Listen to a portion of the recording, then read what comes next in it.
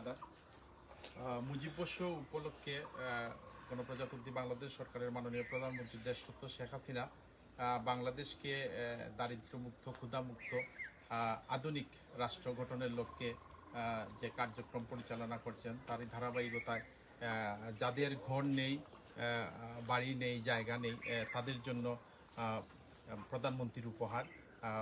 আমরা পঞ্চম পর্যায়ে আমরা আমাদের 7 নম্বর ওয়ার্ড আমাদের সুলতানপুর গ্রামে আমরা আরও 10টি ঘর মাননীয় প্রধানমন্ত্রীর উপহার স্বরূপ 10টি ঘর এখানে পেয়েছি। এখানে সেই ঘরের এরই মধ্যে কাজ শুরু হয়েছে। কাজগুলা আরও কিছুদিন লাগবে, সেই কাজগুলা শেষ হতে আমরা দেখতে এলাম সেই ঘরগুলা যাতে কীভাবে নির্মিত হচ্ছে এবং কাজের গতি সম্বন্ধে আজকে আমরা এখানে অবগত হলাম।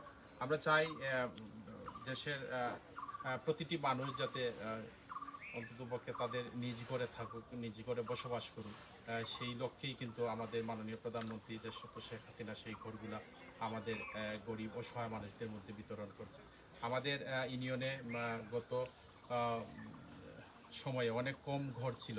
আমরা নির্বাচিত হওয়ার পরে আমাদের ঘরে আমাদের ইউনিয়নে যাতে আরও কিছু এক্সট্রা ঘর পাওয়া যায় সেই লক্ষ্যে আমরা উচ্চ পর্যায়ে আমরা বিভিন্ন দপ্তরে আমরা সেগুলো আলোচনা করেছি। আমাদের ইউনো মহোদয় সহ সেগুলা নিয়ে আলোচনা হয়েছে এবং আমাদের নতুন কিছু ঘরের বরাদ্দ পেয়েছি। এরই মধ্যে আমরা এখানে 10টি ঘরের কাজ শুরু হয়েছে। এখানে 10টি ঘরের কাজ পরিচালনা হচ্ছে। আরও প্রায় 35 থেকে 36টি ঘরের মতো আমরা নতুন ঘর পাবো। সেখানে আমাদের আরও কিছু মানুষের থাকার ব্যবস্থা হবে, সেখানে তারা তাদের পরিবার পরিজন নিয়ে সেখানে থাকতে পারবে।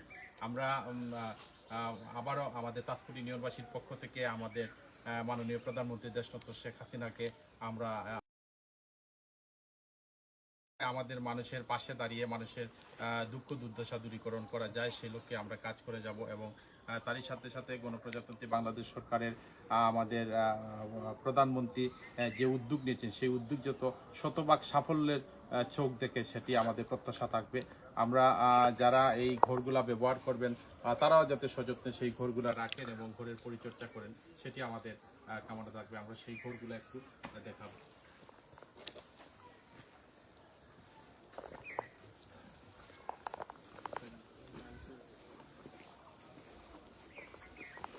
ওনারা এখানে আমাদের ঘরের ভিতরে যে মাটি কাজ করবেন, ওনারা এসেছেন সেই কাজগুলা করতে। কিতা চাচা মাটির কাজ চলেননি? হ্যাঁ, আচ্ছা, দ্রুত করতে হইব, বুঝছেন নি?